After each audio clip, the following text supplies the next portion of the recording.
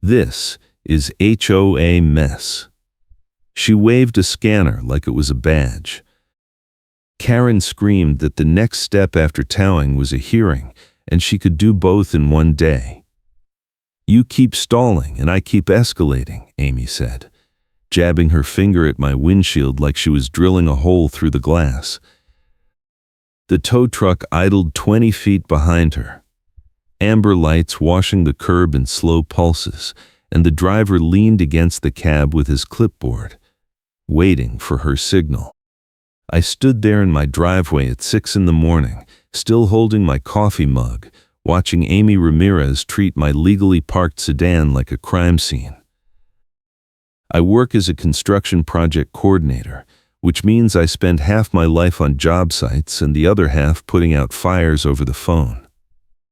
I moved into the cottages at Willow Glen Ridge Association in Richmond, Virginia, 8 months ago, because the rent was reasonable and I needed to rebuild my finances after a bad year.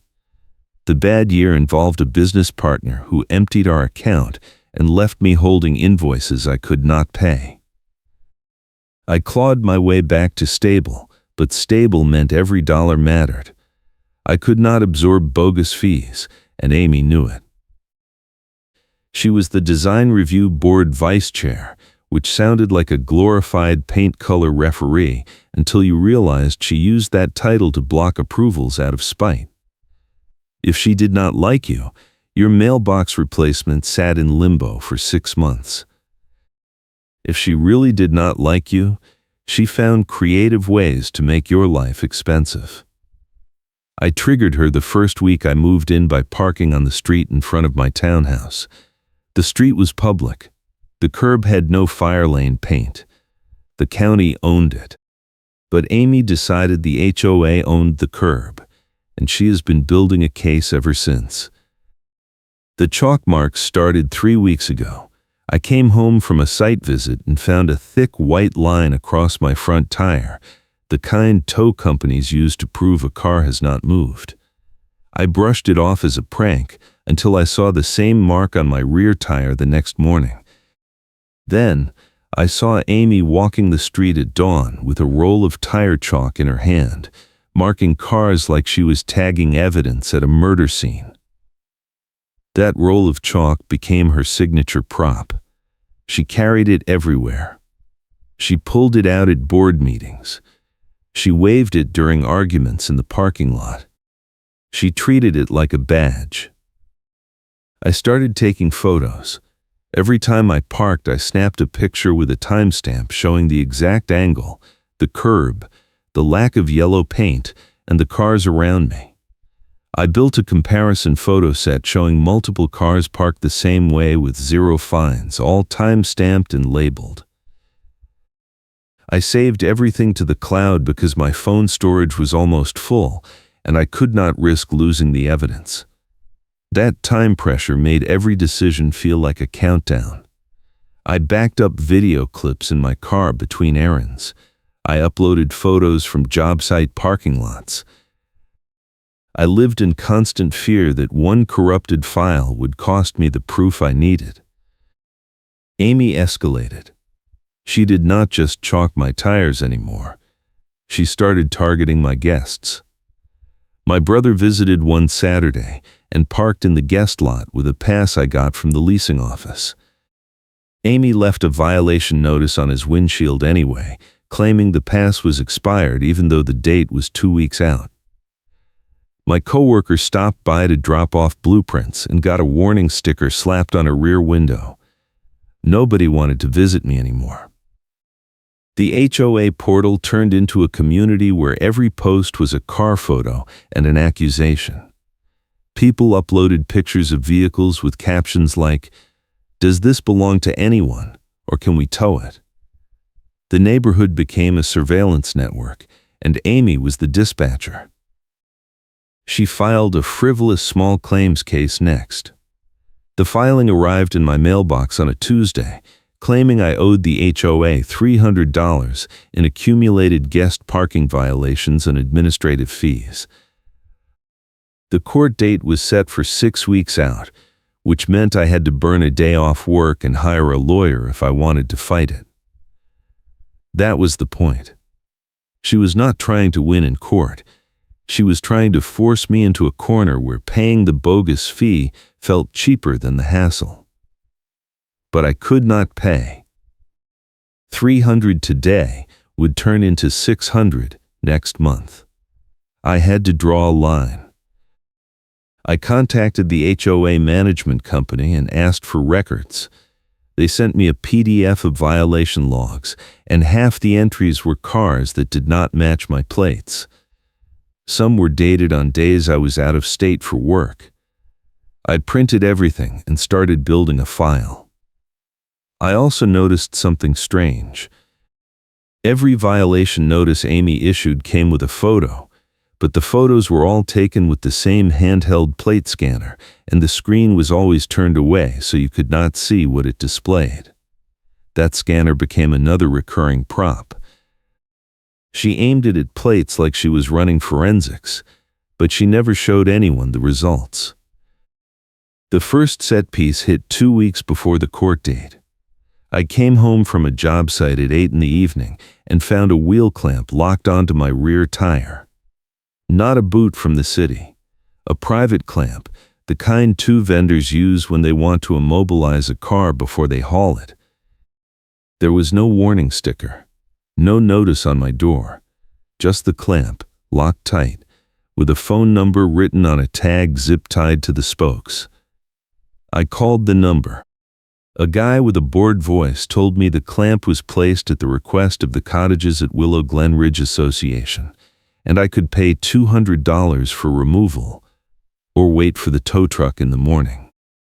I called the management company. They claimed they had no record of a clamp authorization. I called the leasing office.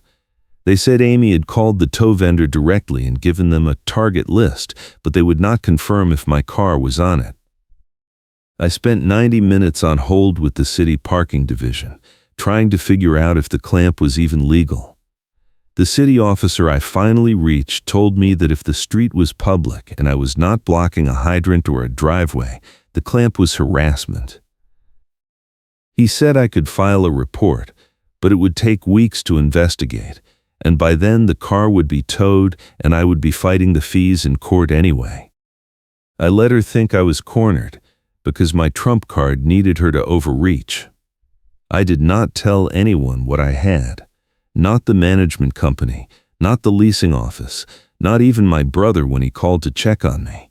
I just kept gathering proof and waiting for Amy to push too far. The clamp sat on my tire for 3 days. I took photos every morning. I filmed walkthroughs showing the curb, the lack of fire lane markings, the distance to the nearest hydrant, and the identical parking jobs up and down the street. I uploaded everything and labeled it with timestamps. My phone buzzed every hour with low storage warnings, and I kept shuffling files to the cloud between errands, terrified I would lose something critical. On the third morning, the tow truck arrived. The driver was a guy in his 50s with grease-stained jeans and a reflective vest. He backed the truck up to my car, dropped the wheel lift, and started hooking the chain under the rear axle. I walked outside and asked what he was doing. He said the HOA called in a tow, and he had the authorization paperwork. I asked to see it. He handed me a printed form with Amy's signature at the bottom, claiming my car was abandoned and parked in violation of fire lane access rules. The street had no fire lane. The form was pure fiction. The driver told me he could not remove the clamp or release the car unless Amy personally authorized it. That side complication turned the whole scene into a stalemate. I could not drive away because the clamp was still locked. He could not finish the tow without releasing the clamp first. He radioed dispatch, and dispatch told him to wait for Amy to show up and unlock it herself. So we stood there in the driveway, the car half hooked, the clamp still clamped, and the morning turning into a circus. Neighbors started coming outside. Two neighbors whispered while pointing at the chalk marks by the tires, filming the scene on their phones. One guy asked if I was being evicted. I told him it was an HOA thing, and he nodded like that explained everything. Amy arrived 20 minutes later, pulling up in her sedan with the flashlight already in her hand. She got out and walked straight to my car, shining the light at my rear plate even though it was full daylight. She was wearing her gray cardigan with the hood up and her gray visor pulled low, like she was conducting a stakeout. She looked at the tow driver and said, "You can finish the job." He said, "I need you to unlock the clamp first." She said, "Why?" And he said, "Because I am not hauling a car with a locked clamp still on it. That is how axles get bent and I get sued." She pulled the clamp key from her pocket and knelt beside the tire. "You think this is petty? I think this is my purpose," she said, loud enough for the neighbors to hear. She twisted the key and popped the clamp open, then stood and pointed at me. "You should have read the rules before you moved in, sweetheart." I did not respond. I just kept recording. The driver loaded the car onto the lift and asked where he was taking it. Amy gave him the address of a tow yard 15 miles outside Richmond, a place with a reputation for jacking up storage fees every day you did not pick up your vehicle. I asked Amy for a copy of the authorization. She handed me a photocopy of the same form the driver showed me, with her signature and a stamp from the tow vendor. I folded it and put it in my pocket. Then I asked her if the management company approved the tow. She said the board vice chair has discretion to act on violations in real time, and she did not need management approval for enforcement actions. I asked if she had photos proving my car was parked in a fire lane. She held up her handheld scanner and said, "I have everything I need right here." The tow truck pulled away. I stood in my driveway, watching my car disappear around the corner, and pulled out my phone. I had 48 hours to get the car out of the yard before daily storage fees kicked in. The base tow fee was $300. Storage started at $50 a day after that. If I waited a week, I would be looking at $600 total, and I did not have $600 to burn. I called the tow yard and asked what I needed to bring for release. They said I needed the authorization reversal from the HOA or a police report proving wrongful tow. I called the police non-emergency line and filed a report. The officer who took my information said it would take 72 hours to generate a case number, and I could use that to dispute the fees and small claims later, but it would not get my car back today. I called the management company again. This time I got a different rep, someone who actually pulled up my file and read through the violation log. She put me on hold for 10 minutes, then came back and said the log showed no fire lane violations for my address and no board approval for a tow. She said Amy submitted the request directly to the vendor without going through the proper channels, which violated the management contract. She said she would send an email to the board president and the vendor, but it might take a day or two to sort out. I told her I did not have a day or two. She said she was sorry, but her hands were tied unless the board president signed off on a reversal. I spent the rest of the day scrambling. I borrowed my brother's truck and drove out to the tow yard to see if I could negotiate. The yard manager was a guy in his 30s who looked like he had heard every sob story twice. I showed him the police report receipt and the management company email. He said the report was not official yet, and the email did not override Amy's signed authorization. He said if I could get the HOA attorney to send a reversal letter, he would release the car with no fees, but until then, it was $300 up front, or the car stayed impounded. I did not have $300 in my checking account that I could afford to lose. I had it, technically, but that money was earmarked for a credit card payment I could not miss. If I paid the tow fee, I would default on the card, and my credit score would crater. I was rebuilding after the bad year, and one missed payment would undo months of progress. I told the yard manager I would be back with the reversal letter, and left. That night, I pulled out my laptop and started drafting a formal complaint to the HOA board. I attached every photo, every timestamp, every violation notice with mismatched plates, and a side-by-side comparison of my car and a dozen others parked the same way with 0 fines. I wrote a timeline showing how Amy escalated from chalk marks to a clamp to a wrongful tow in under 3 weeks. I included screenshots of the HOA portal posts where she encouraged neighbors to report my guests. I wrote a section about the handheld scanner and how she never showed the screen, which made me wonder if it was even functional or just a prop she used to look official. I saved the draft and scheduled it to send to the board president, the management company, and the HOA attorney at 8 the next morning. Then I pulled up the last piece of evidence, the one I was holding back. A few days before the clamp incident, I had gotten a weird call from the community gate vendor. They were doing a routine audit of access control logs and noticed a configuration change that locked me out of the guest parking lot gate for 3 days straight. The vendor said the change was made from the admin portal using Amy's login credentials, and it was not a glitch. It was intentional. Someone went into the system and manually disabled my access, then re-enabled it after I complained to the leasing office. The vendor sent me a service report proving the lockout was intentional configuration, not a glitch. And the report included timestamps that matched the same days Amy was chalking my tires and targeting my guests.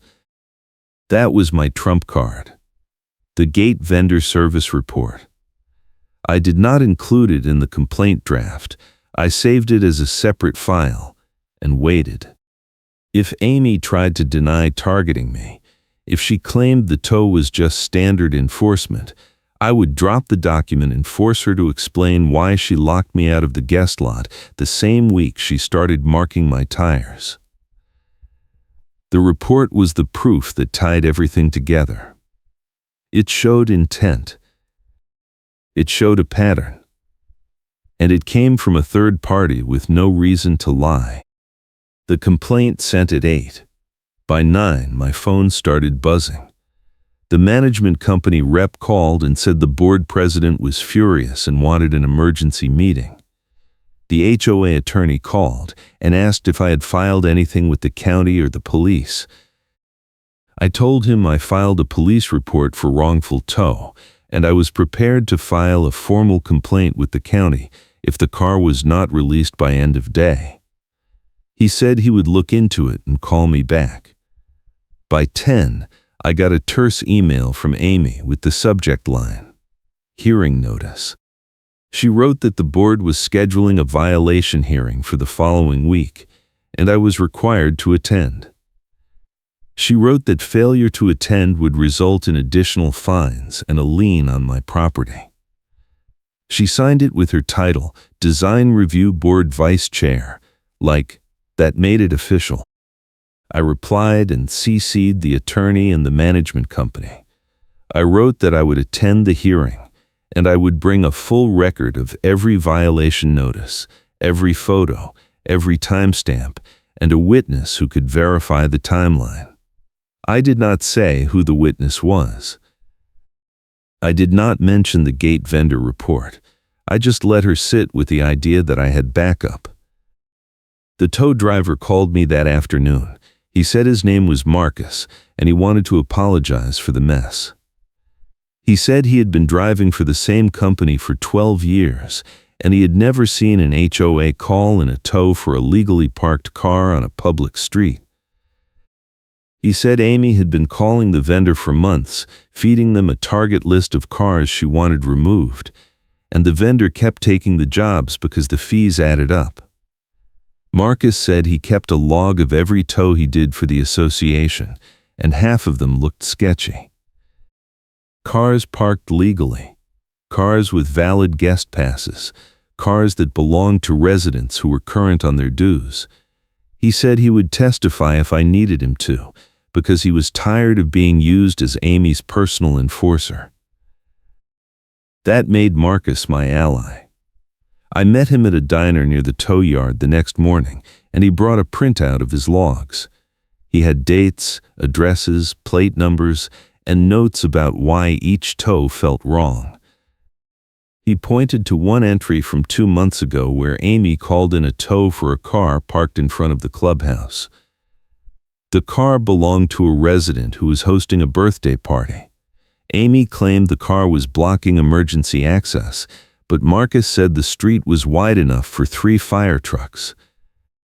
He hooked the car anyway because the vendor told him the HOA was a good client and he should not ask questions. The car owner had to pay $400 to get it back, and Marcus said he still felt guilty about it. I asked Marcus if he would come to the hearing. He said yes, as long as his boss did not find out before the meeting. I told him I would keep his name out of any emails until the day of. He gave me a copy of the logs and said if I needed anything else, just call. The second set piece hit the night before the hearing. I got a text from a neighbor I barely knew, someone who lived 3 doors down and never got involved in HOA drama. The text said, "You need to see this," and included a screenshot from a private Facebook group called Willow Glen Ridge Compliance Watch. The group had 50 members, all residents, and the posts were a mix of car photos, complaint threads, and Amy's personal commentary. The screenshot showed a post from Amy dated the same night she had my car towed. She wrote, "Tow complete on the repeat offender. If he tries to fight it, we have the photos to prove he was parked in the fire lane for 3 days straight."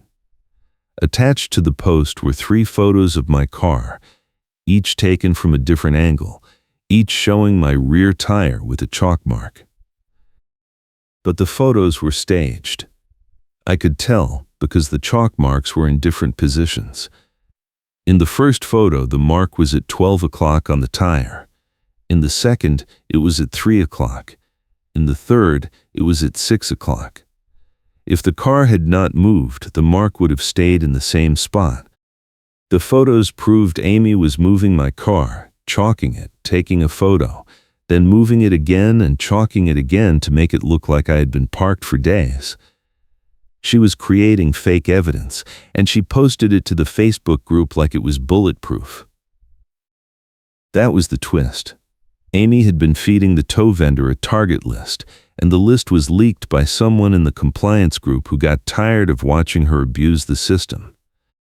The neighbor who sent me the screenshot said 2 other people had left the group after seeing the post, and one of them forwarded the whole thread to the management company. By midnight, the group was shut down and Amy's post was deleted, but I already had screenshots. I saved them to 3 different cloud accounts and printed hard copies. The hearing was scheduled for 6 in the evening at the clubhouse.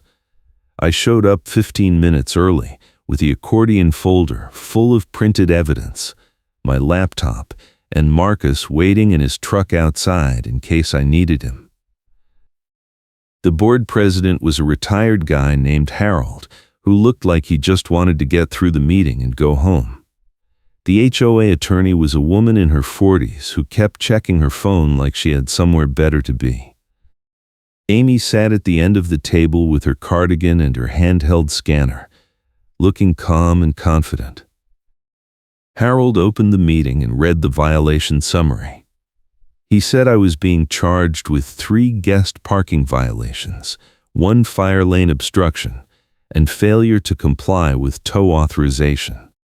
He said the total fines were $800, and if I did not pay within 30 days, the HOA would file a lien. He asked if I wanted to make a statement. I said yes. I pulled out the comparison photo set and slid it across the table.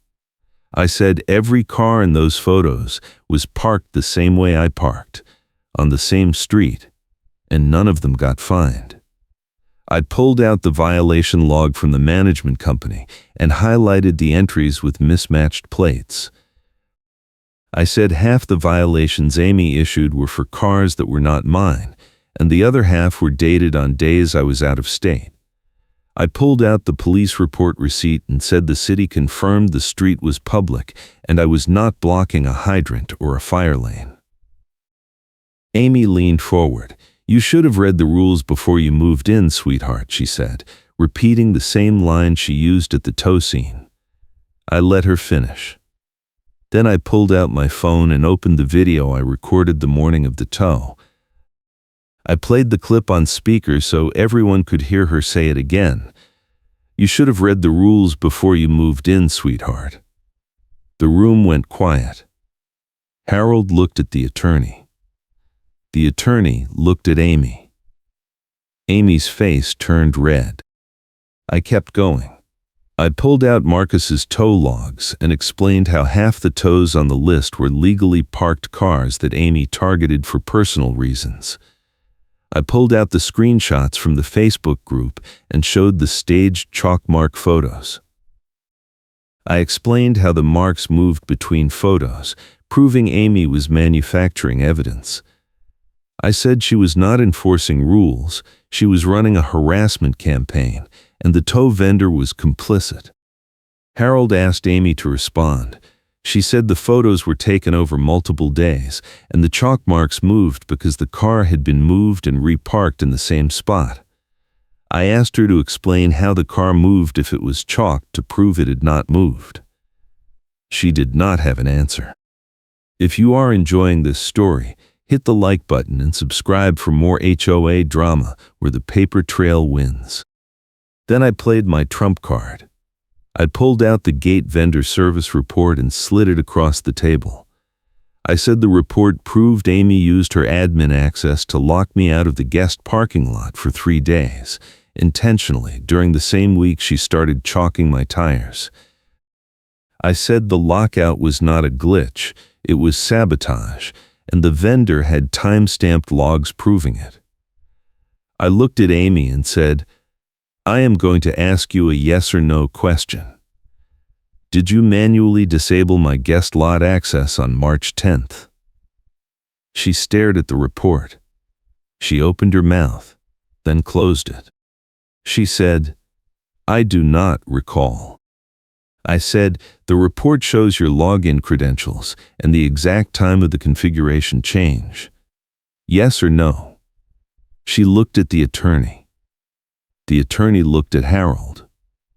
Harold said, "Amy, if you made unauthorized changes to the gate system, that is a breach of your duties as a board member." Amy said, "I was testing the system for security purposes." I said, "You tested it by locking out one resident in the middle of a dispute. That is retaliation, and it is documented." The attorney said the hearing needed to be paused so she could review the evidence. Harold said the board would reconvene in 48 hours. Amy stood and said, "This is not over." I said, "Yes, it is." The next morning, the management company called. The rep said the board voted to reverse all fines and release my car with no fees. She said the tow vendor had been notified and I could pick up the car any time.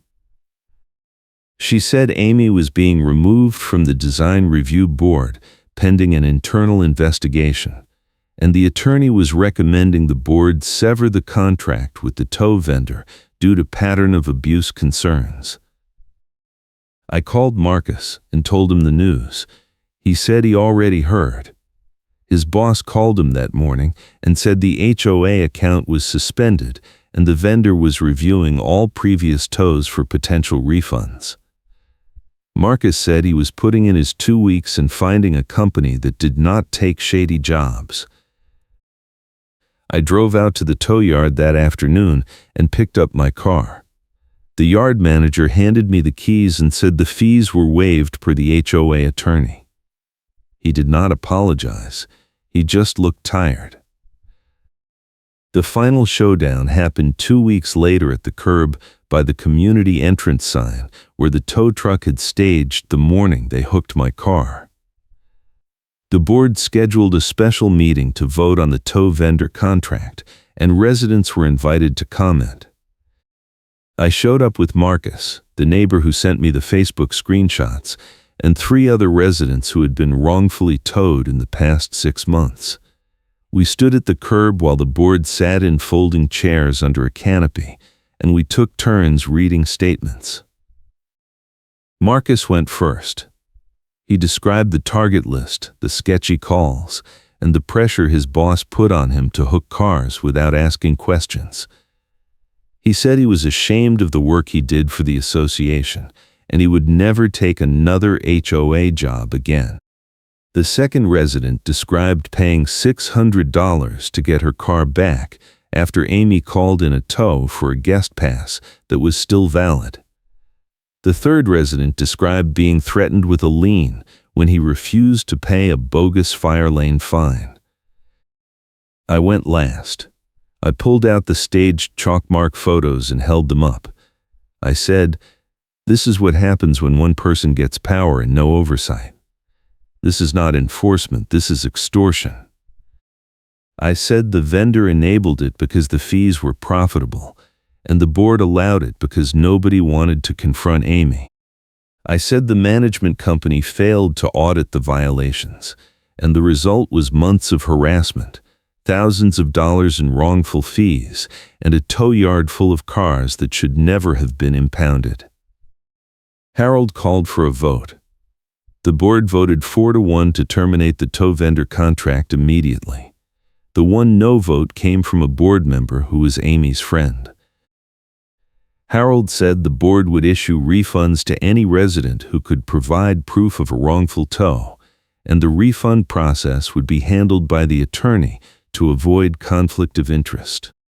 He said Amy had resigned from the design review board effective immediately, and she would not be eligible for reappointment. As the meeting wrapped up, Amy walked past me to her car. She did not look at me. She did not say anything. But as she reached for her door handle, her handheld scanner slipped from her hand and skittered across the pavement, the screen cracking against the curb. She picked it up, looked at the broken glass, and got in her car without a word. That was her funny karma moment. The prop she used to intimidate people, the scanner she aimed at plates like it was a forensic tool, shattered on the pavement in front of everyone. A week later, the management company sent an email to all residents announcing a new parking enforcement policy. All tows would require board approval and management company verification. All violation notices would include photographic evidence with visible timestamps. All fines would be subject to a 7-day appeal window before collection.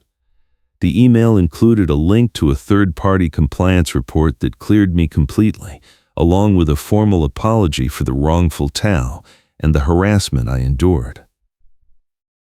The tow vendor contract termination triggered a chain reaction. The vendor lost 3 other HOA accounts in Richmond after word spread about the staged photos and the target list. Marcus got a job with a city impound lot where the rules were clear and the oversight was real.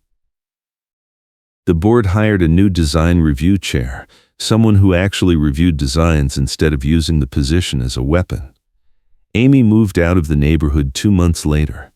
I heard she bought a condo in a building with no HOA, which felt like the universe delivering ironic justice. The county parking officer who helped me file the wrongful tow report sent me a follow-up email 6 weeks after the showdown. She said the city reviewed the HOA's enforcement practices and flagged multiple violations of public street parking laws. She said the city sent the association a formal warning and if they called in another wrongful tow, the vendor would lose their city contract. That warning became the final lever. The HOA attorney forced a reversal to reduce liability, and the board implemented the new policy to avoid losing their insurance coverage.